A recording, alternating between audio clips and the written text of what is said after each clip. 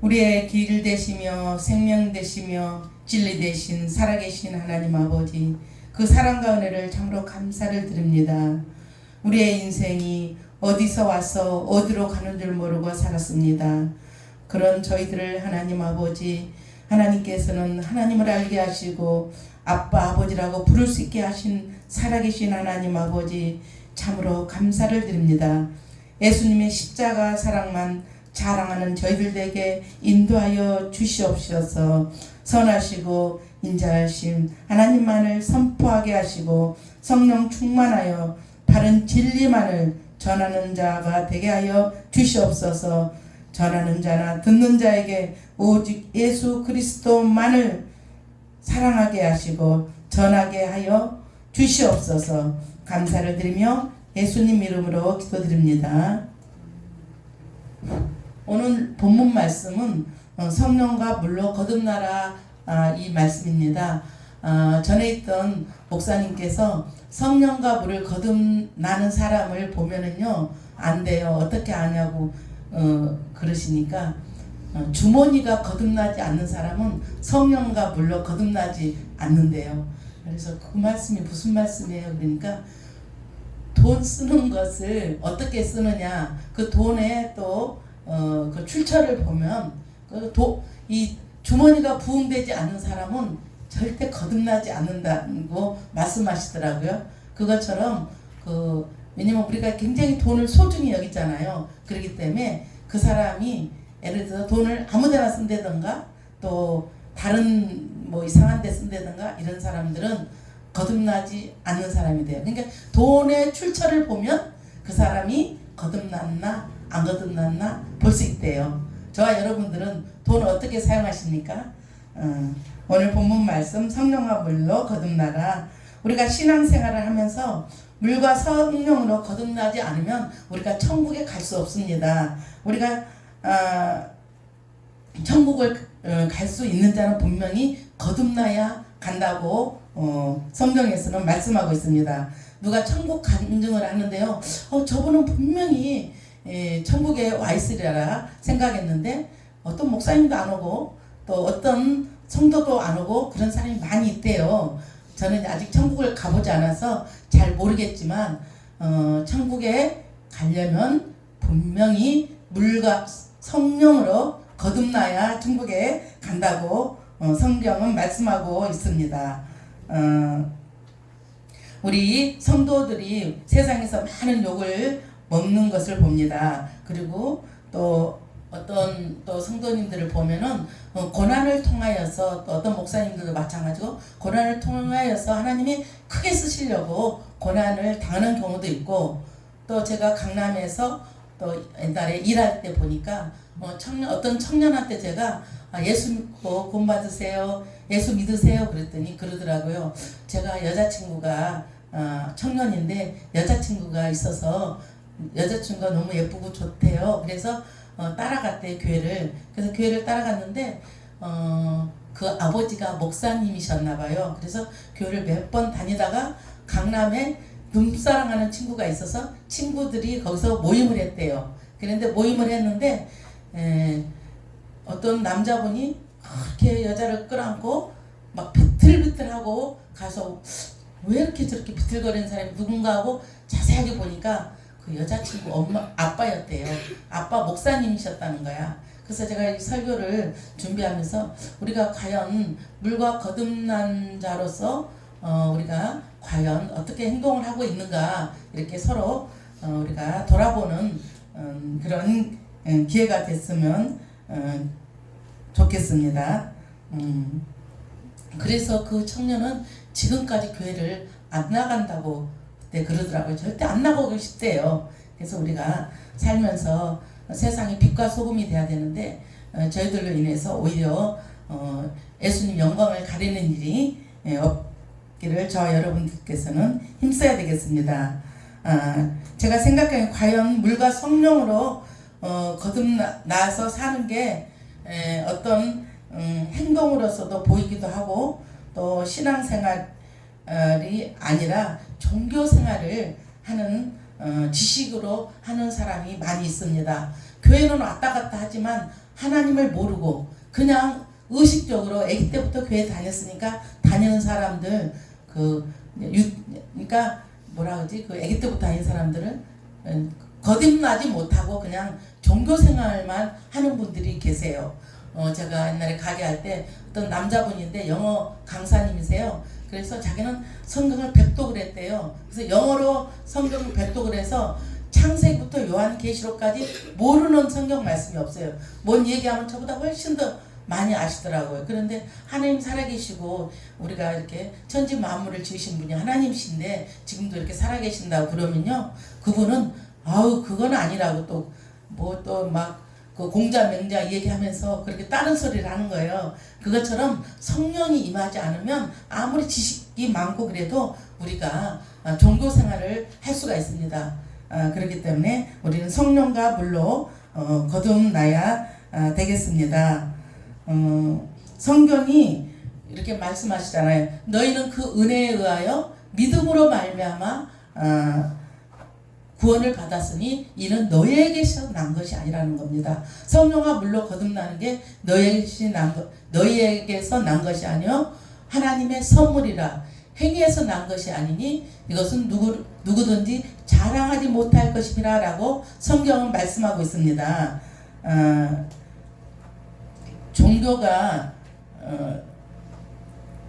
종교가들이 많이 있고 열심가들도 많이 있는데 우리가 이렇게 성령으로 거듭나지 않고 종교 생활을 해서는 절대 안 된다고 우리는 생각하고 있습니다.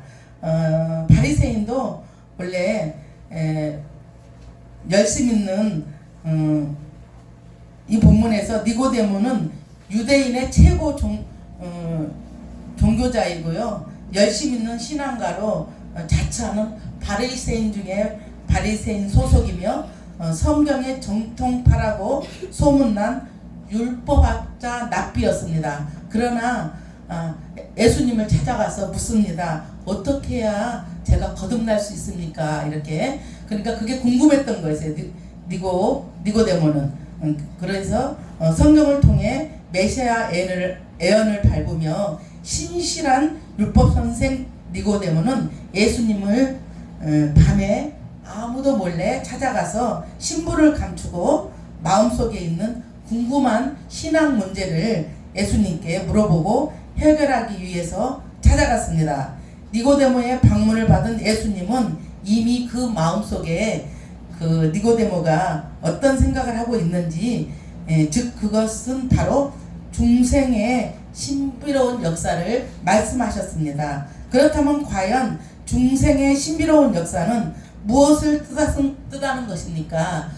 중생의 신비로운 역사는 첫 번째는 물과 성령으로 거듭나지 않으면 안 된다고 하나님 나라를 볼 수 없다라고 예수님께서는 가르쳤습니다. 거듭남은 물과 성령을 통해서만 가능합니다. 물이란 말씀과 제사하며 성령으로만이 가능하다는 것은 그 뜻은 위에서부터 주신다는 겁니다. 우리가 성령을 받는 게 우리 사람의 힘을 아무리 기도를 뭐 수십 일, 수백 일을 해도 오는 게 아니라 모든 은사나 모든 성령 이런 것은 하나님 위로부터 오는 것입니다. 이 말은 이 땅에서 태어날 때 엄마 아빠 유전자를 우리가 받잖아요. 그렇듯이 피와 엄마 아빠 여러 가지 유전자를 받듯이 우리들은 하나님에 의해서 새롭게 태어난다는 것입니다. 중생하는 것이죠. 그러니까 태어난 사람을 보면은 하나님의 형상이 그 사람에게 분명히 있습니다. 새로 태어나서 그 사람들을 볼 때는 하나님의 형상이 있습니다. 그래서 예수 안 믿는 사람을 보면요, 텔레비에 나온 사람을 보면 우리가 조금 뭐가 잘못하면 이렇게 마음속에 금방 뭐가 잘못됐나 보다 이렇게 하는데 그러니까 마음에 화인 맞은 사람들 같아요. 부모를 어떻게 하고도 전혀 죄책감도 못 느끼고 이런 사람은요, 이 마음속에 뭐랄까 그 동물적인 그런 마음이 있는 것 같아요. 제가 봤을 때는 전혀 몇 사람을 죽여도 회개하지도 않고 그걸 그냥 죄로 여기지 않는 사람이 너무도 많이 있는 것 같습니다. 그래서 학자들은 거듭남의 역사를 시간적으로는 새롭게 태어난다고 말씀하고요. 공간적으로는 하나님으로부터 태어난다고 말씀하고 있습니다. 물과 성령으로 태어나는 것인데요. 물은 회개와 제사함으로 통해서 오는 것입니다. 또 외적 증포로 우리가 볼 때는 물 세례를 가리킵니다. 그리고 성령은 인간의 마음속에 살아 역사함으로 거듭나게 하는 성령의 내적 세례를 가리킵니다. 우리가 에스겔 36장 25절을 우리가 25절 26절을 한번 말씀을 우리가 보겠습니다. 에스겔 36장 25절과 26절 말씀을 우리가 한번 같이 봉독하겠습니다. 에스겔 36장 25절 26절 말씀은요, 함께 봉독하시겠습니다. 맑은 물로 너희에게 뿌려서 너희로 정결케 하되 곧 너희 모든 더러운 것에서와 모든 우상을 섬김에서 너희는 정결케 할 것이며 또 생명을 너희에게 두고 새 마음을 너희에게 주되 너희 육신에서 굳은 마음을 제하고 부드러운 마음을 줄 것이며. 아멘. 그러니까 새 영과 새 마음을 주되 굳은 마음을 제하고 부드러운 마음을 주신다는 말씀입니다. 저도 이제 교회 처음 나갔을 때 우리 전에 있던 목사님이 꽃을 좋아해서 제가 꽃꽂이를 동사무소에서 하고 다닐 때였어요. 근데 꽃꽂이를 하는데 노란 그 튤립 같은 꽃이 저하고 얘기를 하는 거예요. 막 이게 막 너무너무 걔도 얘기도 하고 또 이쪽 꽃도 그냥 바람이 막 이렇게 바람이 부는 것처럼 얘기를 하고 또 산에를 세 명이니까 이렇게 산에를 갔는데 산에 나무들이 다 와서 저한테 얘기를 하는 것 같았어요. 너무너무 막 환상적인 이렇게 환상이 펼쳐지는데 너무너무 아름다웠어요. 애기를 또 이렇게 어떤 애기를 이렇게 보고 있는데 애기가 저한테 웃고만 있는데 말하는 것처럼 보여서 제가 교회 가서 얘기했어요. 목사님 너무너무 아름다워요. 모든 게 이렇게 아름다울 수가 없다니까 그게 지금 생각하면 그게 조금 거듭남의 증표가 아니었을까 이런데 그게 너무나면 좋은데 며칠 가니까 그게 없어지더라고요. 너무너무 아름다운 걸 한 5일 정도 갔나요? 정말 너무너무 누가 뭐라 해도 아름다웠어요. 모든 게 다 세상이 아름다웠거든요. 꽃이 그냥 저하고 이렇게 꽃꽂이를 하는데 꽃이 저하고 얘기하고 있는 것 같아요. 뭐라고 막 얘기하는 것 같았어요. 그 정도 이제 제가 그런 경험이 있는데요. 우리가 중생의 신비로운 역사의 두 번째는 바람의 출처와 향방을 알 수 없는 것 같이 신비롭고 은밀하게 이루어집니다. 8절을 우리가 보면요. 바람이 임으로 불매 내가 그 소리를 들어도 어디서 오며 어디로 가는지 알지 못하나니 성령으로 난 사람은 다 이러하니라 라고 말씀하고 있습니다. 그렇습니다. 니고데모를 향해서 중생의 방법을 가르쳐 주신 주님은 이제 니고데모에게 중생케 하시는 성령의 역사를 바람에 빗대어서 예수님께서는 교훈하십니다. 실로 우리는 바람이 어디서 와서 어디로 가는지 우리는 또 모르는 것처럼 성령의 역사도 그렇다는 것입니다. 그렇지만 그 바람이 지나간 흔적은 분명하게 알 수 있습니다. 우리 인간은 이 바람을 막을 수도 없고 인간의 노력으로 바꿀 수도 없습니다. 성령님의 중생케 하시는 역사도 이와 같습니다. 이렇게 제가 그 신앙생활 하면서 소돔과 고모라의 노새 부인 소돔 기둥 된 것이 믿어지지가 않았어요. 몇 가지가 안 믿어졌는데 골방에서 그때 기도를 하게 됐어요. 왜 그러냐면 우리 아들이 경수가 코로나를 처음 걸렸잖아요. 코로나 딱 선포하고 걸린 사람이 한두 사람 있는데 우리 경수가 코로나를 걸렸어요. 그때는 죽은 사람이 많았거든요. 그런데 코로나를 걸려서 하얀 차가 우리 집에 탁 쓰는 거예요. 그 하얀 차가 쓰는데 그 하얀 옷 입은 있잖아요. 그 머리까지 덮어쓴 아저씨, 발바닥까지 입은 그 아저씨 3명이 우리 집에 들어오더라고요. 얼마나 진짜 놀랐는지 몰라요. 들어오더니 저한테 그래요. 나가세요. 그러는 거예요. 우리 아저씨한테 나가 계세요. 그러는 거예요.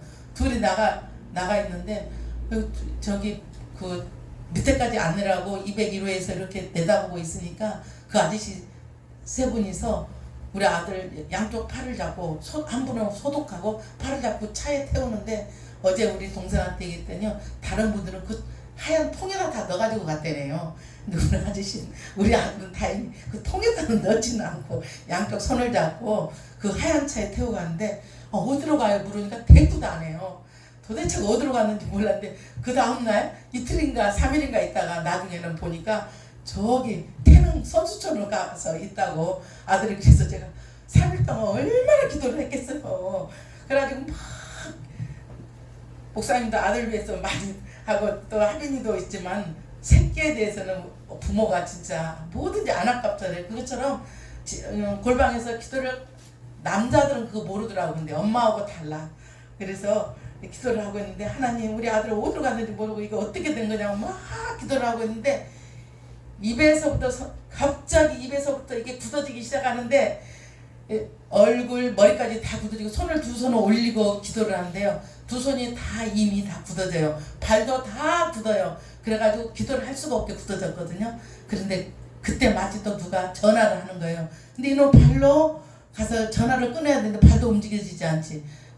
아주 그냥 그 노새 부인처럼 소돔 기둥을 그때부터 제가 믿었어요. 그래서 노새 부인 소금 기둥이 되는 것은 아무것도 아니다. 하나님은 무엇이든지 할 수 있다는 것을 느꼈는데 그렇게 한번 제가 경험해서 전화도 끊지 못하고 있는데 우리 아이씨가 하다가 전화가 울리니까 보더니 하도 어이가 없는지 뭐 하는 거야 당신. 그래서 뭐 말을 할 수가 없잖아요. 가만히 있었으니까 그냥 있다가 모르니까 그냥 나가더라고요. 그것처럼 정말 성령이 강하게 임재하면 또 이런 역사도 있고 또 며칠 전에 목사님이 화요 집회하는데 성령님이 강하게 또 와가지고 제가 아주 한참 굳어져서 힘들었습니다. 그것처럼 우리가 성령이 어디서 오는지 어디로 가는지는 모르지만 분명히 성령의 실체는 우리가 어떻게 표현할 수가 없잖아요. 근데 성령의 실체는 분명히 있고 바람이 불어서 남는 것처럼 그 남은 자국은 있다는 것입니다. 우리가 이해할 수 없는 일이 있지만 그것은 성령님이 하는 거라 우리 인간이 다 이해할 수도 없고 그렇습니다. 진실로 이런 신비롭고 은밀한 역사는 오로지 성령 하나님에게 속한 일이기에 우리 인간의 지식과 능력으로는 감히 이해할 수도 없고 측량할 수도 없는 것입니다. 또 우리가 다 표현할 수도 없어요. 어떻게 다 이 성령이 하는 것을 다 표현할 수가 없습니다. 성령의 강권적 역사로 말미암아 신비로운 중생의 체험을 한 자는 반드시 은혜롭고 풍요로운 성령의 열매를 맺습니다. 갈라디아서 5장 22절 23절 말씀을 보면은요. 오직 성령의 열매는 사랑과 희락과 화평과 오래 참음과 자비와 양선과 충성과 온유와 절제니 이 같은 것을 금지할 방법이 없느니라. 아멘. 이렇게 성령의 열매는 분명히 있다고 말씀하고 있습니다. 우리가 또 이렇게 세 번째는 예수님의 십자가 구속 사역을 니고데모를 향해서 말씀하고 있습니다. 중생의 원리를 가르쳐 주신 주님은 결론적으로 모세가 광야에서 뱀을 들었던 역사적 사건을 예를 들어서 예수님께서 십자가 죽음을 가르치셨습니다. 민수기 21장 4절에서 9절 말씀을 우리가 또 함께 봉독하겠습니다. 저 혼자만 또 보면은 저 은혜가 혼자만 또 받게 되니까 다 같이 민수기 21장 4절에서 9절 말씀 우리가 함께 봉독하겠습니다. 노뱀을 든 사건이죠. 모세가 기도함으로써 하나님께서 가르쳐 주신 말씀인데요. 민수기 21장 4절 9절 말씀 함께 봉독하겠습니다.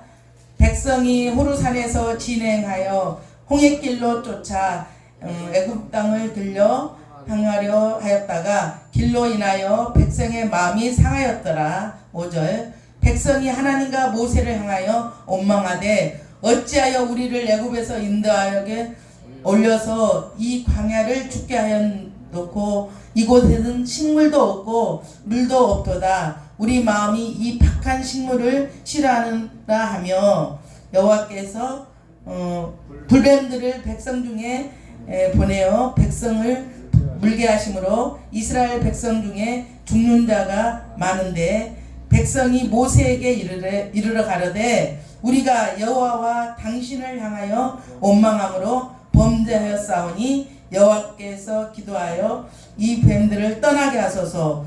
모세가 백성을 위하여 기도하매 여호와께서 모세에게 이르시되 불뱀을 만들어 장대 위에 달라 물린 자마다 그것을 보면 살리라. 모세가 노뱀을 만들어 장대 위에 다니 뱀에서 물린 자마다 노뱀을 쳐다본즉 살리라 라고 말씀하고 있습니다. 이 불뱀은 광야에서 서식하는 불뱀인데요. 이거는 독사 종류라고 합니다. 물면 죽는 그런 뱀인데요. 하나님의 진노로 수많은 사람이 죽게 되어서 하나님을 원망한 죄를 용서해달라고 모세는 간구합니다. 모세가 광야에서 뱀을 든 것 같이 인자도 들려야 하리니 이는 그를 예수님을 믿는 자마다 영생을 얻으리라 라고 말씀하고 있습니다. 예수께서 너희가 성경에서 영생을 얻는 줄 알고 성경을 연구하거니와 이 성경이 곧 내게 대하여 증언하시니라 라고 요한복음 5장 39절에 말씀하십니다. 민수기의 노뱀은 쳐다본 즉 살리라 그것처럼 예수님을 믿으면 사는 것입니다. 죽었던 영혼이 새롭게 탄생하는 것입니다. 죽어야 할 그 자리에 죄로 인해서 우리가 그 자리에 죽어야 될 그 자리에 예수님께서 대신 우리 죄를 위해서 죽으셨습니다. 예수님께서 대신 죽으심으로 우리는 영생으로 살 수 있는 것입니다. 우리를 구원하기 위하여서 십자가에서 물과 피를 흘리시고 우리를 위해서 돌아가신 그 예수님을 바라볼 때 우리는 살 수 있는 것입니다. 그 예수님을 우리는 믿으니 얼마나 행복한 사람입니까? 어떨 때 생각할 때마다 정말 너무 눈물이 나고 저는 너무너무 기쁜 것 같아요. 예수 믿는 게 얼마나 감사한지 몰라요. 정말로. 그 큰 은혜와 사랑을 저와 여러분들은 깨달아야 하겠습니다. 날마다 그 은혜를 생각하며 하나님께 기도하며 감격해하며 사는 저와 여러분들이 돼야 되겠습니다.